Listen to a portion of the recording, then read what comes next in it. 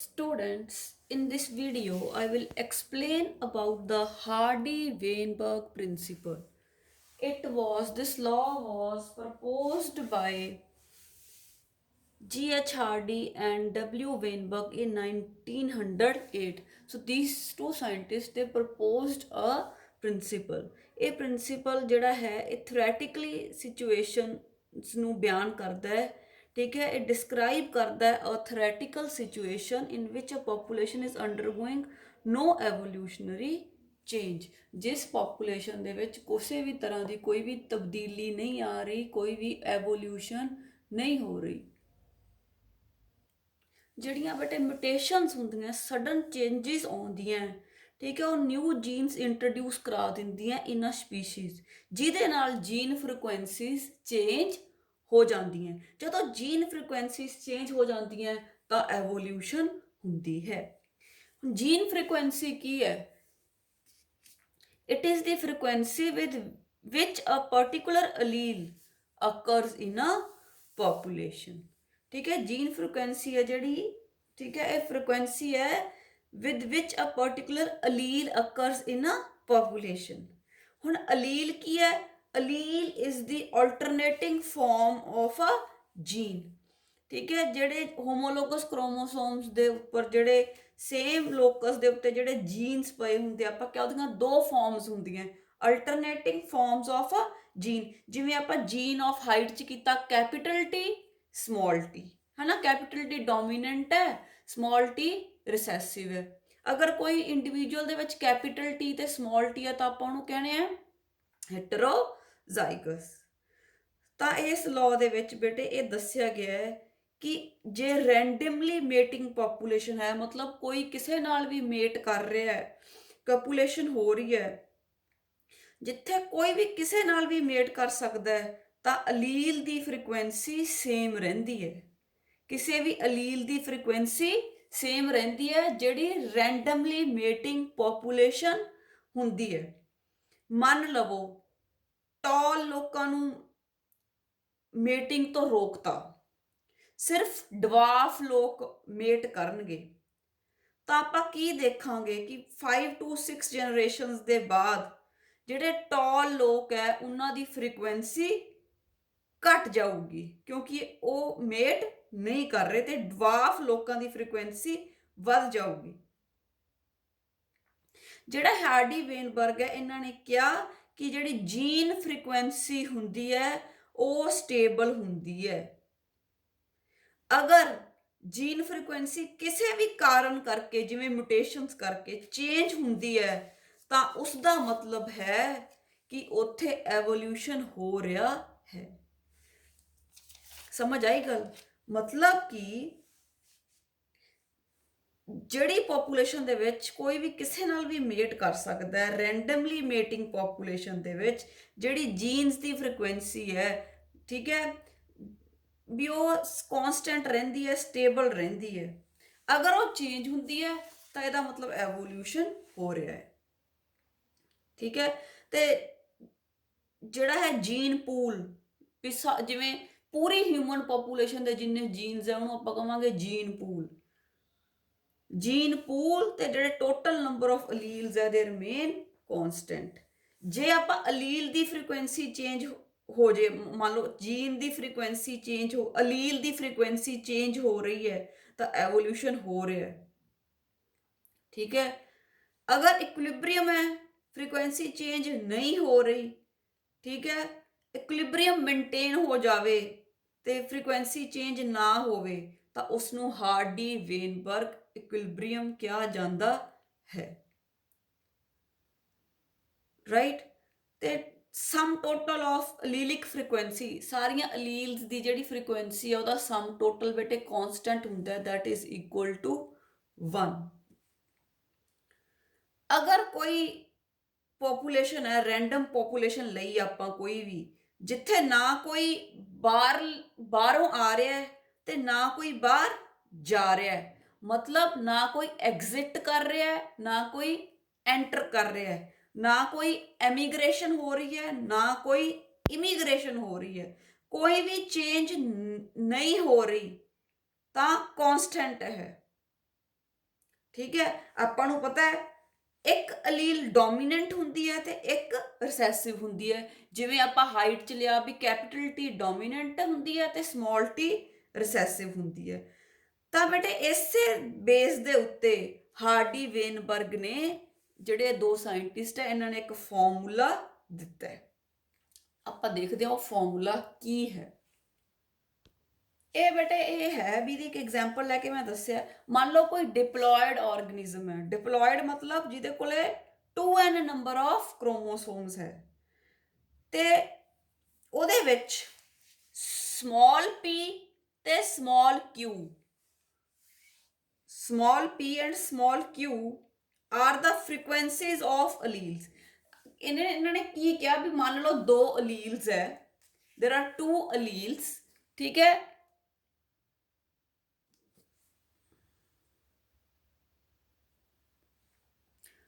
दो अलील्स है, capital A and small A the frequency है P, कैपिटल ए दी ते स्मॉल ए दी फ्रीक्वेंसी है Q, ठीक है। सपोज किया कि कोई डिप्लॉयड ऑर्गेनिज्म है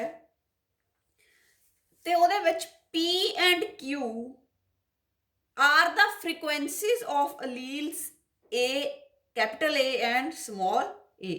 कैपिटल ए डोमीनेटिंग अलील है, स्मॉल ए रिसैसिव अलील है। कहता मान लो जिहड़ी कैपिटल ए वो P वार किसी पॉपूलेशन च एग्जिस्ट करती है, ठीक है। तो जिहड़ी रिसैसिव अलील है वो Q टाइम्स उसकी फ्रीक्वेंसी है कि वो एग्जिस्ट पॉपूलेशन च करती है। ए डोमीनेटिंग अलील है, ठीक है। तो मान लो वो P वार आ रही है, 1 2 3 4 ਉਹਦੀ ਥਾਂ ਤੇ ਉਹਨਾਂ ਨੇ ਕਿਹਾ ਵੀ ਉਹ P ਵਾਰ ਜਿਹੜੀ ਹੈ ਆ ਰਹੀ ਹੈ। ਜਿਹੜੀ ਰਿਸੈਸਿਵ ਅਲੀਲ ਹੈ ਸਮਾਲ a, ਉਹ ਮੰਨ ਲਓ Q ਵਾਰ ਆ ਰਹੀ ਹੈ, ਕਿਸੇ ਵੀ ਪੋਪੂਲੇਸ਼ਨ ਦੇ ਵਿੱਚ ਉਹ Q ਵਾਰੀ ਆਉਂਦੀ ਹੈ। ਸਮਾਲ p ਕਿੰਨੀ ਵਾਰ ਰਿਪੀਟ ਹੋ ਰਹੀ ਹੈ? 2 ਵਾਰੀ। ਤਾਂ ਇਸ ਲਈ ਉਹ ਇਹਨੂੰ ਕਹਿ ਦਿੰਦਾ p ਸਕੁਆਇਰ, ਠੀਕ ਹੈ। ਜਿਹੜੀ ਸਮਾਲ a ਦੀ ਫ੍ਰੀਕੁਐਂਸੀ ਉਹ Q ਤੇ ਉਹ ਕਿੰਨੀ ਵਾਰ ਹੋ ਰਹੀ ਹੈ, ਉਹਨੂੰ ਆਪਾਂ ਕਹਿੰਦੇ Q ਸਕੁਆਇਰ। ਸਮਾਲ p ਕਿੰਨੀ ਵਾਰ ਰਿਪੀਟ ਹੋ ਰਹੀ ਹੈ? 2 ਵਾਰ, ਇਸ ਲਈ ਆਪਾਂ ਕਹਤਾ p Square. Q small q ਕਿੰਨੀ ਵਾਰ ਰਿਪੀਟ ਹੋ ਰਿਹਾ ਹੈ? 2 ਵਾਰ, ਇਸ ਲਈ ਆਪਾਂ ਉਹਨੂੰ ਕਹਤਾ Q ਸਕੁਆਇਰ। ਜਦੋਂ ਹੈਟਰੋਜ਼ਾਈਗਸ ਕੰਡੀਸ਼ਨ ਹੁੰਦੀ ਹੈ ਹਨਾ, ਹੈਟਰੋਜ਼ਾਈਗਸ ਆਪਾਂ ਕਹਿੰਦੇ ਆ ਜਿਵੇਂ ਕੈਪੀਟਲ T ਸਮਾਲ t ਹੈ, ਠੀਕ ਹੈ। ਤਾਂ ਇਹਦੇ ਵਿੱਚ ਹੈਟਰੋਜ਼ਾਈਗਸ ਕੰਡੀਸ਼ਨ ਕਿਹੜੀ ਹੋਗੀ? ਕੈਪੀਟਲ A ਤੇ ਸਮਾਲ a। ਤੇ ਕਹਿੰਦਾ ਕੈਪੀਟਲ A ਤੇ ਸਮਾਲ a ਦੀ ਫ੍ਰੀਕੁਐਂਸੀ ਮੰਨ ਲਓ ਕਿੰਨੀ ਹੈ? 2pq। a the frequency p Square ਹੈ ਕਿਉਂਕਿ p 2 ਵਾਰ ਆ ਰਿਹਾ ਹੈ, a the frequency q Square ਹੈ। ਹੈਟਰੋਜ਼ਾਈਗਸ ਮਤਲਬ a capital A small a the frequency ਹੈ 2pq। ਸਾਨੂੰ ਪਤਾ ਹੈ ਕਿ ਡੋਮੀਨੈਂਟ ਅਲੀਲ ਤੇ ਰਿਸੈਸਿਵ ਅਲੀਲ ਤੇ ਹੈਟਰੋਜ਼ਾਈਗਸ ਅਲੀਲ ਜਿਹੜੀਆਂ ਹੁੰਦੀਆਂ ਤੇ ਇਹਨਾਂ ਦੀ ਜਿਹੜੀ ਫ੍ਰੀਕੁਐਂਸੀ ਹੈ ਉਹ ਕਨਸਟੈਂਟ ਹੈ। ਕਨਸਟੈਂਟ ਮਤਲਬ ਇਹ 1 ਦੇ ਇਜ਼ ਇਕੁਅਲ ਟੂ 1। ਤਾਂ ਉਹਨਾਂ ਨੇ ਬੇਟੇ ਫਾਰਮੂਲਾ ਦੇਤਾ p square plus 2pq plus q square is equal to 1 ਕਿ ਇਹਨਾਂ ਦੀ ਜਿਹੜੀ ਫ੍ਰੀਕੁਐਂਸੀ ਹੈ ਉਹ ਕਨਸਟੈਂਟ ਹੈ। ਤੇ ਅਗਰ ਇਸ ਦੇ ਵਿੱਚ ਕੋਈ ਚੇਂਜ ਆਉਂਦੀ ਹੈ, ਜਿਹੜੀ ਇਹ ਵੈਲਿਊ ਹੈ ਚੇਂਜ ਹੁੰਦੀ ਹੈ ਤਾਂ ਐਵੋਲਿਊਸ਼ਨ ਹੋ ਜਾਵੇਗੀ, ਠੀਕ ਹੈ। ਜੇ ਚੇਂਜ ਹੋ ਰਹੀ ਹੈ ਫ੍ਰੀਕੁਐਂਸੀ ਕਨਸਟੈਂਟ ਨਹੀਂ ਤਾਂ ਇਹ ਕੀ ਇਸ਼ਾਰਾ ਕਰਦੀ ਹੈ ਕਿ ਐਵੋਲਿਊਸ਼ਨ ਹੋ ਰਹੀ ਹੈ। ਐਵੋਲਿਊਸ਼ਨ ਕਿਵੇਂ ਹੋਵੇਗੀ, ਕਿਸ ਤਰ੍ਹਾਂ ਹੋਵੇਗੀ, ਠੀਕ ਹੈ। ਇਹ ਸਾਰਾ ਦੱਸਿਆ ਹੈ ਹਾਰਡੀ ਵੇਨਬਰਗ ਨੇ। ਉਹਨਾਂ ਨੇ ਇਕੁਏਸ਼ਨ ਦੇਤੀ, ਇਹ ਫਾਰਮੂਲਾ ਦੇਤਾ ਫ੍ਰੀਕੁਐਂਸੀ ਕੱਢਣ ਦੇ ਲਈ ਤੇ ਦੱਸਤਾ ਕਿ ਇਹ ਵੈਲਿਊ ਹੈ ਜਿਹੜੀ ਉਹ ਕਨਸਟੈਂਟ ਹੈ ਤੇ ਇਹਦੇ ਵਿੱਚ ਅਗਰ ਕੋਈ ਚੇਂਜ ਆਉਂਦੀ ਹੈ ਤਾਂ ਇਹਨੂੰ ਸਮਝੋ ਕਿ ਐਵੋਲਿਊਸ਼ਨ ਹੋ ਰਹੀ ਹੈ। ਨਾ ਸਟੂਡੈਂਟਸ ਆਪਾਂ ਨੂੰ ਇੰਨਾ ਗੱਲ ਪਤਾ ਹੈ ਕਿ ਜਿਹੜਾ ਹਾਰਡੀ ਵੇਨਬਰਗ ਪ੍ਰਿੰਸੀਪਲ ਹੈ ਕਹਿੰਦਾ ਹੈ ਕਿ ਜਿਹੜੀ ਅਲੀਲਿਕ ਫ੍ਰੀਕੁਐਂਸੀ ਹੈ ਉਹ ਕਨਸਟੈਂਟ ਰਹਿੰਦੀ ਹੈ। ਜਿੰਨੀ ਵਾਰ ਕੋਈ ਨਵਾਂ ਜੀਨ ਆ ਰਿਹਾ ਹੈ, ਠੀਕ ਹੈ, ਤਾਂ ਉਹਦੇ ਨਾਲ ਫ੍ਰੀਕੁਐਂਸੀ ਚੇਂਜ ਹੁੰਦੀ ਹੈ, ਤੇ ਜੇ ਚੇਂਜ ਆਵੇਗੀ ਤਾਂ ਐਵੋਲਿਊਸ਼ਨ ਹੁੰਦਾ ਹੈ। ਜੇ ਅਲੀਲਿਕ ਫ੍ਰੀਕੁਐਂਸੀ ਚੇਂਜ ਨਹੀਂ ਹੁੰਦੀ ਤਾਂ ਜੇ ਕੌਨਸਟੈਂਟ ਰਹਿੰਦੀ ਹੈ, ਠੀਕ ਹੈ, ਫਿਰ ਐਵੋਲਿਊਸ਼ਨ ਹੈ ਜਿਹੜਾ ਉਹ ਨਹੀਂ ਹੁੰਦਾ। This is explained by the Hardy-Weinberg principle. Now next we have to discuss the factors which affect the Hardy-Weinberg equilibrium. ਆਪਾਂ ਕਿਹਾ ਇਹ constant ਹੈ, ਤੇ ਇਹਨੂੰ ਕਿਹੜੇ ਕਿਹੜੇ ਫੈਕਟਰਸ ਹੈ ਜਿਹੜੇ ਉਹ ਇਹਦੇ ਵਿੱਚ ਤਬਦੀਲੀ ਲਿਆ ਸਕਦੇ ਆ, we have to discuss that. ਸਭ ਤੋਂ ਪਹਿਲਾਂ ਹੈਗਾ ਬੇਟੇ ਜੀਨ ਫਲੋ। ਹੁਣ ਜੀਨ ਫਲੋ ਦੇ ਵਿੱਚ ਸਪੋਜ਼ ਕਰੋ ਤੁਸੀਂ, ਠੀਕ ਹੈ, ਆ ਸਪੋਜ਼ ਕਰੋ ਇੱਕ ਮੇਰੇ ਕੋਲੇ ਕੰਟਰੀ ਹੈ A, ਦੂਸਰਾ ਕੰਟਰੀ ਹੈ B। ਮੰਨ ਲਓ A ਹੈਗਾ ਇੰਡੀਆ, B ਹੈਗਾ US। ਇੰਡੀਆ ਡਿਵੈਲਪਿੰਗ ਕੰਟਰੀ ਹੈ, US ਡਿਵੈਲਪਡ ਕੰਟਰੀਜ਼ ਹੈ। ਤਾਂ ਇੰਡੀਅਨਸ ਜਿਹੜੇ ਹੈ, ਠੀਕ ਹੈ, ਉਹ ਜਾਂਦੇ ਹੈ into US to a developed countries, ਠੀਕ ਹੈ, ਜਾਂ ਕੋਈ ਵੀ ਕੰਟਰੀ ਹੈ ਜਿੱਥੇ ਵਾਰ ਹੈ, ਜਿਵੇਂ ਸੀਰੀਆ ਦੇ ਵਿੱਚ ਹੈਲਥ ਫੈਸਿਲਿਟੀ ਨਹੀਂ ਹੈ, ਤਾਂ ਜਿਹੜੇ ਲੋਕ ਹੈ ਉਹ A ਤੋਂ ਜਾਂਦੇ ਆ B ਵੱਲ। ਨਾ ਸਪੋਜ਼ ਮੈਂ ਪਿੰਕ ਕਲਰ ਦੇ ਦਿਖਾਇਆ ਕਿ ਜਿਹੜੇ ਇੰਡੀਅਨ ਦੇ ਜੀਨਸ ਸੀ ਅਲੱਗ ਸੀਗੇ ਪਿੰਕ ਕਲਰ 'ਚ, ਜਿਹੜੇ US ਦੇ ਲੋਕ ਹੈ ਉਹਨਾਂ ਦੇ ਜੀਨਸ ਅਲੱਗ ਹੈ ਗ੍ਰੀਨ ਕਲਰ 'ਚ। ਬਟ ਜਦੋਂ ਇੰਡੀਅਨਸ US ਦੇ ਵਿੱਚ ਜਾਣਗੇ ਤਾਂ ਆ ਜਿਹੜੇ ਜੀਨਸ ਹੈ ਦੇਖੋ ਇਹ ਮਾਈਗ੍ਰੇਟ ਕਰ ਗਏ, ਜੀਨਸ ਫਲੋ ਕਰ ਗਏ। ਹੁਣ US ਦੇ ਵਿੱਚ ਪਿੰਕ ਜੀਨਸ ਵੀ ਹੈ ਤੇ ਗ੍ਰੀਨ ਜੀਨਸ ਵੀ, ਮਤਲਬ ਇੱਥੇ ਹੋਰ ਦੇਸ਼ਾਂ ਦੇ ਤੋਂ ਲੋਕ ਮਾਈਗ੍ਰੇਟ ਕਰ ਗਏ, ਉਹਨਾਂ ਦੇ ਆਪਦੇ ਜਿਹੜੇ ਸੀਗੇ ਉਹ ਜੀਨਸ ਕਿਹੜੇ ਸੀਗੇ, ਗ੍ਰੀਨ ਸੀ। ਬੇਟੇ ਜਿਹੜੇ ਕੰਟਰੀ ਤੋਂ ਪੋਪੂਲੇਸ਼ਨ ਬਾਹਰ ਜਾਂਦੀ ਹੈ, ਜਿਹੜੇ ਕੰਟਰੀ ਨੂੰ ਐਗਜ਼ਿਟ ਕਰਦੀ ਹੈ, ਐਗਜ਼ਿਟ ਮਤਲਬ ਬਾਹਰ ਜਾਣਾ, ਠੀਕ ਹੈ, ਇਹਨੂੰ ਕਹਿੰਦੇ ਆ ਐਮੀਗ੍ਰੇਸ਼ਨ।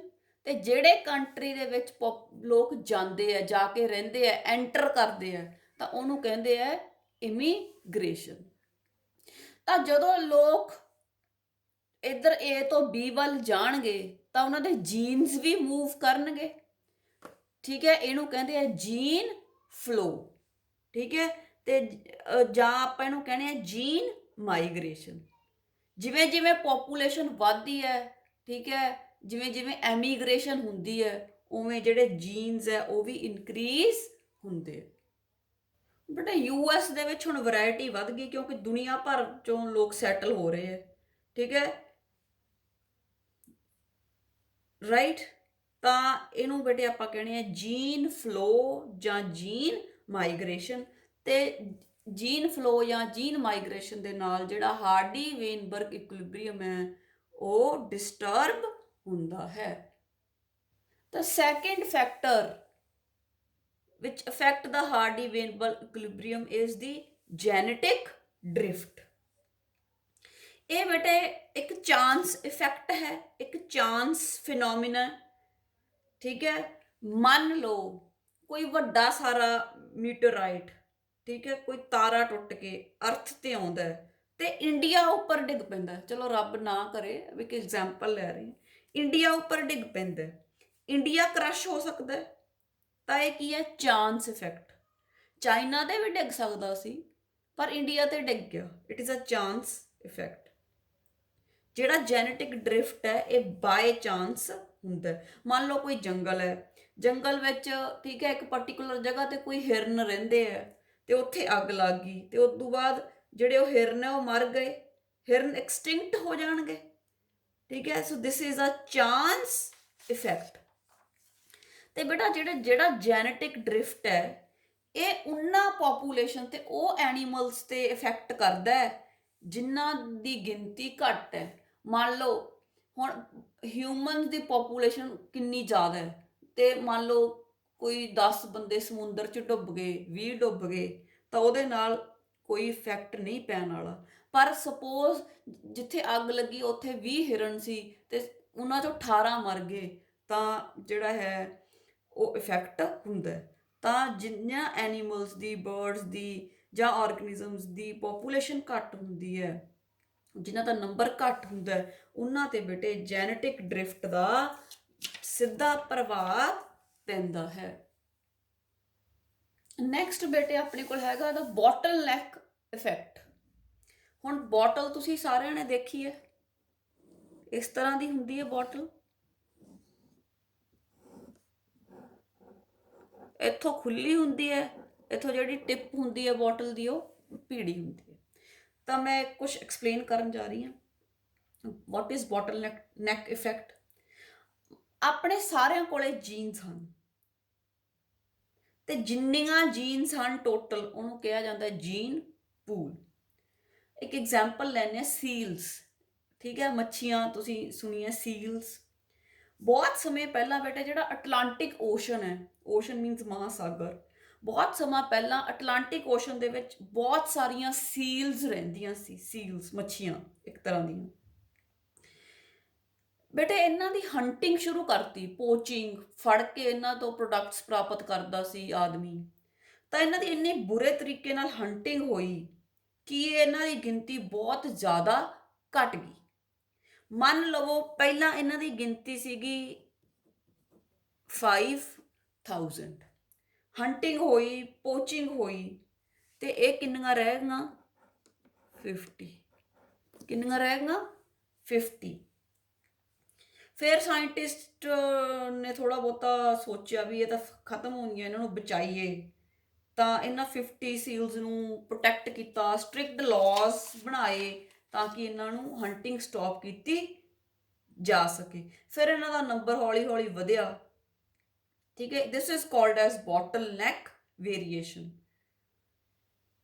ਜਦੋਂ ਬਹੁਤ ਜ਼ਿਆਦਾ ਹਾਈ ਜੀਨ ਵੇਰੀਏਸ਼ਨ ਹੋਵੇ ਤੇ ਉਸ ਨੂੰ ਛੋਟਾ ਕਰ ਦਿੱਤਾ ਜਾਵੇ, ਠੀਕ ਹੈ। ਬੋਟਲ ਵੀ ਆਈ ਹੁੰਦੀ ਹੈ ਨਾ, ਵੀ ਇੱਥੋਂ ਤੱਕ ਚੌੜੀ ਹੁੰਦੀ, ਇੱਥੋਂ ਪਤਲੀ ਹੋ ਗਈ, ਭੀੜੀ ਕਰਤੀ। ਜਦੋਂ ਇਹਨਾਂ ਦੀ ਗਿਣਤੀ 5000 ਸੀ ਤੇ ਕਿੰਨੀ ਰਹਿ ਗਈ 50, ਤਾਂ ਮਤਲਬ ਜੀਨਸ ਵੀ ਘਟ ਗਏ। ਜਦੋਂ ਬਹੁਤ ਹਾਈ ਜੀਨ ਵੇਰੀਏਸ਼ਨ, ਜਿੰਨੇ ਜ਼ਿਆਦਾ ਆਰਗੇਨਿਜ਼ਮਸ ਹੋਣਗੇ ਉਨੇ ਜੀਨ ਵੇਰੀਏਸ਼ਨ ਵੀ ਹੋਊਗੀ, ਜੀਨ ਪੂਲ ਜ਼ਿਆਦਾ ਹੋਊਗਾ, ਠੀਕ ਹੈ। ਤੇ ਹਾਈ ਜੀਨ ਵੇਰੀਏਸ਼ਨ ਸੀ ਉਹਨੂੰ ਘੱਟ ਕਰਤਾ, ਠੀਕ ਹੈ, ਛੋਟਾ ਕਰਤਾ, ਜੀਨਸ ਦਾ ਨੰਬਰ ਘੱਟ ਕਰ ਦੇਣਾ is called the bottleneck effect,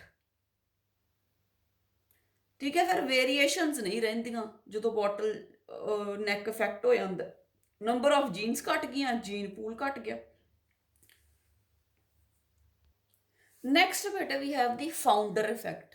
ਜਿਵੇਂ ਆਪਾਂ ਅਕਸਰ ਪਿੰਡਾਂ 'ਚ ਦੇਖਦੇ ਆਂ ਵੀ ਜਿਹੜੇ ਲੋਕ ਸੀਗੇ, ਠੀਕ ਹੈ, ਉਹ ਪਿੰਡ 'ਚੋਂ ਉੱਠ ਕੇ ਖੇਤਾਂ ਵਿੱਚ ਰਹਿਣ ਲੱਗ ਗਏ, ਠੀਕ ਹੈ। ਤਾਂ ਉਹਨੂੰ ਆਪਾਂ ਕੋਠੇ ਕਹਿ ਦਿੰਦੇ ਹਾਂ ਜਾਂ ਢਾਣੀ ਕਹਿ ਦਿੰਦੇ ਹਾਂ, ਜਿੱਥੇ 8-10 ਘਰ ਰਹਿ ਰਹੇ ਆ। ਤੇ ਜਿਹੜਾ ਬੰਦਾ ਉੱਥੇ ਸਭ ਤੋਂ ਪਹਿਲਾਂ ਗਿਆ ਹੁੰਦਾ ਉਹਦੇ ਨਾਮ ਤੇ ਉਹ ਜਿਹੜੇ ਕੋਠੇ ਆ ਜਾਂ ਢਾਣੀ ਦਾ ਨਾਮ ਹੋ ਜਾਂਦਾ। ਤਾਂ ਉਹਨੂੰ ਕੀ ਕਹਿੰਦੇ ਆ, ਫਾਊਂਡਰ। ਜਿਹੜਾ ਉਹ ਬੰਦਾ ਸਾਰਿਆਂ ਤੋਂ ਪਹਿਲਾਂ ਪਿੰਡੋਂ ਨਿਕਲ ਕੇ ਉੱਥੇ ਗਿਆ, ਉਹਦੇ ਮਗਰ ਫਿਰ 8-10 ਘਰ ਹੋਰ ਬਣੇ, ਤਾਂ ਉਹਨੂੰ ਕੀ ਕਹਿੰਦੇ ਆ, ਫਾਊਂਡਰ।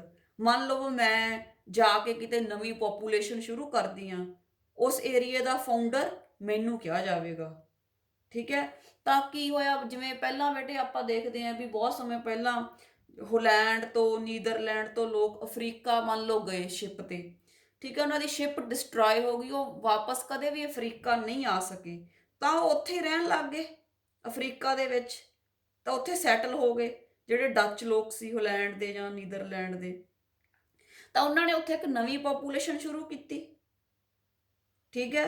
ਤਾਂ ਉਹ ਬਿਗਨਰਸ ਸੀ, ਸਟਾਰਟਿੰਗ ਕੀਤੀ ਉਹਨਾਂ ਨੇ, ਛੋਟੀ ਜਿਹੀ ਇੱਕ ਨਵੀਂ ਪੋਪੂਲੇਸ਼ਨ ਬਣਾਈ, ਠੀਕ ਹੈ। ਤਾਂ ਉਹਨਾਂ ਨੂੰ ਫਾਊਂਡਰ ਕਿਹਾ ਜਾਂਦਾ ਹੈ ਤੇ ਇਹਨੂੰ ਕਿਹਾ ਜਾਂਦਾ ਫਾਊਂਡਰ ਇਫੈਕਟ। ਜਦੋਂ ਨਵੀਂ ਪੋਪੂਲੇਸ਼ਨ ਆ ਜਾਂਦੀ ਹੈ ਤਾਂ ਬੇਟੇ ਫਿਰ ਨਵੇਂ ਜੀਨਸ ਹੈ ਜਿਹੜੇ ਉਹ ਆ ਜਾਂਦੇ ਆ। ਹੁਣ ਮੰਨ ਲਓ ਜਿਹੜੇ ਲੋਕ ਸੀ, ਡੱਚ ਪੀਪਲ ਸੀਗੇ, ਇਹਨਾਂ ਨੂੰ ਹੰਟਿੰਗਟਨਸ ਡਿਜ਼ੀਜ਼ ਸੀਗਾ ਜਾਂ ਇਹਨਾਂ ਨੂੰ ਹੀਮੋਫੀਲੀਆ ਸੀ, ਤਾਂ ਫਿਰ ਇਹਨਾਂ ਦੀ ਵਾਦੀ ਥੋੜੀ ਸੀ, ਤਾਂ ਇਹਨਾਂ ਨੇ ਆਪਸ ਵਿੱਚ ਮੈਰਿਜ ਕਰਾਉਣੀ ਸ਼ੁਰੂ ਕਰਤੀ, ਠੀਕ ਹੈ। ਤਾਂ ਜਿਹੜਾ ਕੋਈ ਵੀ ਡਿਜ਼ੀਜ਼ ਸੀ, ਜਾਂ ਵੀ 5 ਉਂਗਲਾਂ ਹੋਣੀਆਂ, ਆਪਣੇ ਜਨਰਲੀ 4 ਹੁੰਦੀਆਂ, ਤਾਂ ਇਹਨਾਂ ਦੇ ਕਈਆਂ ਦੇ 5 ਉਂਗਲਾਂ ਸੀ। ਤਾਂ ਉਸ ਤੋਂ ਬਾਅਦ ਜਦੋਂ ਇਹਨਾਂ ਨੇ ਆਪਸ ਵਿੱਚ ਵਿਆਹ ਕੀਤਾ ਤਾਂ ਜਿੰਨੇ ਵੀ ਬੱਚੇ ਪੈਦਾ ਹੁੰਦੇ ਸੀ ਸਾਰਿਆਂ ਦੀਆਂ 5 ਫਿੰਗਰਸ ਸੀਗੀਆਂ, ਹੈ ਨਾ। ਤਾਂ ਇਸ ਕਰਕੇ ਇਹਨੂੰ ਕਿਹਾ ਜਾਂਦਾ ਹੈ ਫਾਊਂਡਰਸ ਇਫੈਕਟ, ਠੀਕ ਹੈ। ਨਵੀਂ ਪੋਪੂਲੇਸ਼ਨ ਜਦੋਂ ਸ਼ੁਰੂ ਹੁੰਦੀ ਹੈ। ਨੈਕਸਟ ਬੇਟੇ ਜਿਹੜਾ ਫੈਕਟਰ ਹੈ ਜਿਹੜਾ ਹਾਰਡੀ ਵੇਨਬਰਗ ਇਕੁਇਲਿਬਰੀਅਮ ਨੂੰ ਇਫੈਕਟ ਕਰ ਸਕਦਾ, ਦੈਟ ਆਰ ਦਾ ਮਿਊਟੇਸ਼ਨਸ। ਮਿਊਟੇਸ਼ਨਸ ਆਪਾਂ ਨੂੰ ਪਤਾ ਹੈ ਸਾਰਿਆਂ ਨੂੰ, ਸਡਨ ਚੇਂਜਿਸ ਹੈ, ਜੈਨੇਟਿਕ ਚੇਂਜਿਸ ਹੈ, ਠੀਕ ਹੈ। ਇਹਦੇ ਬਾਰੇ ਹਿਊਗੋ ਡਿਵਰੀਜ਼ ਨੇ ਐਕਸਪਲੇਨ ਕੀਤਾ ਹੈ। X rays, cosmic rays, UV rays, chemicals, ਇਹ ਸਡਨ ਚੇਂਜਸ ਲਿਆ ਸਕਦੇ ਆ ਪਰਸਨ ਦੇ ਵਿੱਚ, ਜਿਹਦੇ ਨਾਲ ਨਵੀਆਂ ਅਲੀਲਸ ਪੈਦਾ ਹੋ ਜਾਂਦੀਆਂ। ਠੀਕ ਹੈ, ਤੇ ਜਦੋਂ ਮਿਊਟੇਸ਼ਨਸ ਹੁੰਦੀਆਂ ਰਹਿੰਦੀਆਂ ਜਨਰੇਸ਼ਨ ਆਫਟਰ ਜਨਰੇਸ਼ਨ, ਤਾਂ ਬੇਟੇ ਨਵੀਆਂ ਸਪੀਸ਼ੀਜ਼ ਪੈਦਾ ਹੋ ਜਾਂਦੀਆਂ, ਜਿਹਨੂੰ ਆਪਾਂ ਕਹਿੰਦੇ ਆ ਸਪੀਸ਼ੀਏਸ਼ਨ। ਉਸ ਤੋਂ ਬਾਅਦ ਬੇਟੇ ਹੈਗਾ next factor is the random mating. ਠੀਕ ਹੈ, ਮੇਟਿੰਗ ਹਮੇਸ਼ਾ ਰੈਂਡਮ ਹੋਣੀ ਚਾਹੀਦੀ ਹੈ। ਜੇ ਰੈਂਡਮ ਮੇਟਿੰਗ ਹੁੰਦੀ ਹੈ ਫਿਰ ਹੀ p² plus q² plus 2p is equal to 1 ਹੁੰਦਾ ਹੈ। ਅਗਰ ਮੰਨ ਲਓ ਆਪਾਂ ਸਿਰਫ p ਵਾਲਿਆਂ ਦੀ ਮੇਟਿੰਗ ਕਰਵਾਤੀ ਤਾਂ q ਵਾਲੇ ਨਹੀਂ ਆਉਣਗੇ, ਨਾ 2pq ਵਾਲੇ ਆ ਸਕਦੇ ਆ। ਸੋ ਰੈਂਡਮ ਮੇਟਿੰਗ ਹੋਣੀ ਚਾਹੀਦੀ ਹੈ ਤਾਂ ਕਿ ਡੋਮੀਨੈਂਟ ਰਿਸੈਸਿਵ ਹੈਟਰੋਜ਼ਾਈਗਸ ਸਾਰੇ ਆਉਣ, ਸਾਰੇ ਪੋਪੂਲੇਸ਼ਨ ਦੇ ਵਿੱਚ ਚਾਹੀਦੇ ਹੁੰਦੇ ਆ। ਤਾਂ ਇਸ ਕਰਕੇ ਰੈਂਡਮ ਮੇਟਿੰਗ ਹੋਣੀ ਚਾਹੀਦੀ। ਜੇ ਨॉन ਰੈਂਡਮ ਹੋਊਗੀ ਮੇਟਿੰਗ ਤਾਂ ਇੱਕ ਤਰ੍ਹਾਂ ਦੇ ਇੰਡੀਵਿਜੂਅਲਸ ਜ਼ਿਆਦਾ ਹੋ ਜਾਣਗੇ। ਜਿਵੇਂ ਮੈਂ ਐਗਜ਼ਾਮਪਲ ਦਿੱਤੀ ਸੀ, ਜੇ ਆਪਾਂ ਟੌਲ ਵਾਲਿਆਂ ਨੂੰ ਮੇਟਿੰਗ ਨਾ ਕਰਨ ਦਿੱਤੀ ਤਾਂ ਡਵਾਰਫ ਵਾਲੇ ਇੰਡੀਵਿਜੂਅਲਸ ਦੀ ਫ੍ਰੀਕੁਐਂਸੀ ਜ਼ਿਆਦਾ ਹੋ ਜੂਗੀ। ਤਾਂ ਰੈਂਡਮ ਮੇਟਿੰਗ ਹੈ ਜਿਹੜੀ ਹੋਣੀ ਚਾਹੀਦੀ ਹੈ। Next is the natural selection. Natural selection 'ਚ ਬੇਟੇ ਆਪਾਂ ਨੂੰ ਪਤਾ ਹੈ ਕਿ ਇਹਦੇ ਨਾਲ ਵੇਰੀਏਸ਼ਨਸ ਆਉਂਦੀਆਂ ਤੇ ਫਿਰ ਹੀ ਸਰਵਾਈਵਲ ਆਫ ਦਾ ਫਿਟੈਸਟ ਹੁੰਦਾ। ਤੇ ਜਿਹੜੀ ਨੈਚੁਰਲ ਸਿਲੈਕਸ਼ਨ ਹੈ ਬੇਟੇ, ਇਹਦੇ 3 ਇਫੈਕਟਸ ਹੁੰਦੇ ਆ, ਜਿਨ੍ਹਾਂ ਨੂੰ ਆਪਾਂ ਪਹਿਲੇ ਹੀ ਹੈਗੀ stabilising selection, second directional selection, and third is the disruptive selection. And I am going to explain one by one about these 3 types of effects of natural selection. First is the stabilizing selection. But when large number of individuals acquire mean character value, ठीक है, normalizing selection होवे ਉਹਨੂੰ ਕਹਿੰਦੇ ਆ stabilizing selection। ਤਾਂ ਕਹਿੰਦਾ ਬਈ ਇਹਦੇ ਵਿੱਚ ਕੀ ਹੈ ਕਿ ਮੰਨ ਲਓ ਕੋਈ ਜਿਹੜੀ ਹਿਊਮਨ ਪੋਪੂਲੇਸ਼ਨ ਹੈ ਉਹਦੇ ਵਿੱਚ ਜਿਹੜਾ ਬੱਚਾ ਹੁੰਦਾ, ਨਿਊ ਬੋਰਨ ਬੇਬੀ ਹੁੰਦਾ, ਉਹਦਾ weight, ਠੀਕ ਹੈ, ਮੰਨ ਲਓ 2 kg to 8 kg ਹੋ ਸਕਦਾ ਸਪੋਜ਼ ਕਰੋ। ਪਰ ਜਿਹੜਾ ਜ਼ਿਆਦਾ ਰੇਂਜ ਕਿਹੜੀ 'ਚ ਹੁੰਦੇ ਆ ਬੱਚੇ, ਫਰੋਮ 3 to 4।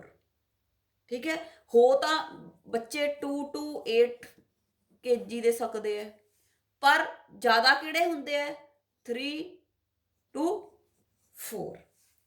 ਠੀਕ ਹੈ, ਜਿੰਨਾ ਵੀ ਸਟੈਟਿਸਟੀਕਲ ਐਵੀਡੈਂਸਿਸ ਸੁਜੈਸਟ ਉਹ ਇਹ ਕਰਦੇ ਆ ਕਿ ਜਿਹੜੇ 3 to 4 ਵਾਲੇ ਬੱਚੇ ਆ they have the better chances of survival. ਜਿਨ੍ਹਾਂ ਦਾ ਭਾਰ ਬਾਹਲਾ ਜ਼ਿਆਦਾ ਹੈ ਉਹਨਾਂ ਨੂੰ ਵੀ ਤਕਲੀਫ ਆਊਗੀ, ਠੀਕ ਹੈ, ਜਿਨ੍ਹਾਂ ਦਾ ਬਾਹਲਾ ਘੱਟ ਹੈ ਉਹਨਾਂ ਨੂੰ ਵੀ। ਜਿਹੜੇ ਵਿੱਚ ਵਾਲੇ ਹੈ, ਠੀਕ ਹੈ, they have a better chance. ਇਹਨੂੰ ਕਹਿੰਦੇ ਆ stabilising selection. Second we have the directional selection. ਜਦੋਂ ਬੇਟੇ ਜ਼ਿਆਦਾ ਲੋਕਾਂ ਦੀ ਜਿਹੜੀ ਹੈ ਇੰਡੀਵਿਜੂਅਲਸ ਦੀ ਵੈਲਿਊ, ਠੀਕ ਹੈ, ਮੀਨ ਕਰੈਕਟਰ ਵੈਲਿਊ ਤੋਂ ਡਿਫਰੈਂਟ ਹੁੰਦੀ ਹੈ, ਰਾਈਟ। ਜਦੋਂ ਕੋਈ ਇਨਵਾਇਰਨਮੈਂਟਲ ਚੇਂਜਿਸ ਆ ਜਾਂਦੀਆਂ ਤੇ ਕੋਈ ਪਰਟੀਕੂਲਰ ਡਾਇਰੈਕਸ਼ਨ ਦੇ ਵਿੱਚ ਜਿਹੜੀ ਹੈ ਸਿਲੈਕਸ਼ਨ ਹੋ ਜਾਂਦੀ ਹੈ। ਜਿਵੇਂ ਆਪਾਂ ਕੀਤਾ industrial melanism, pesticide resistance in mosquitoes, it is a directional selection. ਠੀਕ ਹੈ, ਜਿਵੇਂ ਵੀ ਪਹਿਲਾਂ ਵਾਈਟ ਮੌਥ ਸਰਵਾਈਵ ਕਰ ਸਕਦੀ ਸੀ, ਫਿਰ ਹੁਣ ਬਲੈਕ ਕਰ ਸਕਦੀ ਹੈ, ਠੀਕ ਹੈ, ਉਲਟ ਹੋ ਗਿਆ। So we call it as a directional selection. And the third one is the disruptive selection. ਇਹ ਜਿਹੜੀ ਡਿਸਟਰਪਟਿਵ ਸਿਲੈਕਸ਼ਨ ਹੈ, it is opposite to the stabilising selection. It is very rare, ਬਹੁਤ ਘੱਟ ਹੁੰਦੀ ਹੈ। ਤਾਂ ਇਹਦੇ ਵਿੱਚ ਬੇਟੇ ਇਹਨੂੰ ਐਕਸਪਲੇਨ ਕਰਨ ਲਈ ਇਹਨਾਂ ਨੂੰ ਆਪਾਂ ਗ੍ਰਾਫ ਦੇ ਨਾਲ ਮੈਂ ਐਕਸਪਲੇਨ ਕਰ ਰਹੀ ਹਾਂ ਤੁਹਾਨੂੰ ਇਹ ਡਿਫਰੈਂਟ ਟਾਈਪਸ ਆਫ ਸਿਲੈਕਸ਼ਨਸ। ਆ ਜਿਹੜੀ ਫਸਟ ਸੀਗੀ ਬੇਟੇ ਇਹ ਸਟੇਬਲਾਈਜ਼ਿੰਗ ਸੀਗੀ। ਇਹਦੇ ਵਿੱਚ ਕੀ ਹੈ, ਜਿਹੜੇ ਮੀਡੀਅਮ ਸਾਈਜ਼ਡ ਇੰਡੀਵਿਜੂਅਲਸ ਹੈ ਆਰ ਫੇਵਰਡ। ਜਿਵੇਂ ਜਿਨ੍ਹਾਂ ਦਾ ਭਾਰ 2 ਤੋਂ 4 ਕਿਲੋ ਹੈ ਉਹ ਬੱਚੇ ਜ਼ਿਆਦਾ ਹੋਣਗੇ, 2 ਕਿਲੋ ਵਾਲੇ ਤੇ 8 ਕਿਲੋ ਵਾਲੇ ਘੱਟ ਹੋਣਗੇ।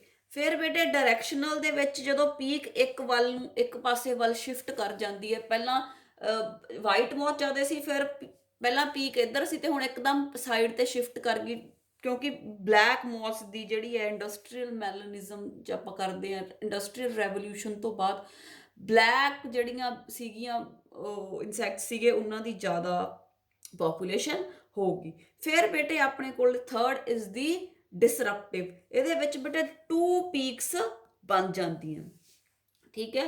ਜਿਹੜੇ ਇੱਧਰਲੇ ਇੰਡੀਵਿਜੂਅਲਸ ਉਹ ਵੀ ਵੱਧ ਬੱਚੇ ਪੈਦਾ ਕਰਦੇ ਆ ਵੀ, ਤੇ ਇਸ ਕਰਕੇ 2 ਪੀਕਸ ਬਣ ਗਈਆਂ। ਜਿਹੜੇ ਵਿਚਕਾਰ ਵਾਲੇ ਉਹ ਘੱਟ ਆਫਸਪ੍ਰਿੰਗਸ ਪੈਦਾ ਕਰਦੇ ਆ। ਤਾਂ ਜਿਹੜੀ ਇਹ ਨੈਚੁਰਲ ਸਿਲੈਕਸ਼ਨ ਹੈ, ਠੀਕ ਹੈ, ਤੇ ਇਹਦੀ ਬੇਟੇ ਗ੍ਰਾਫਸ ਦੇ ਨਾਲ ਆਪਾਂ 3 ਤਰ੍ਹਾਂ ਦੀ ਸਿਲੈਕਸ਼ਨ ਐਕਸਪਲੇਨ ਕਰਦੇ ਆ। A is the stabilising, B is the directional and C is the disruptive. So that's all about this. In the next video I will discuss about the speciation.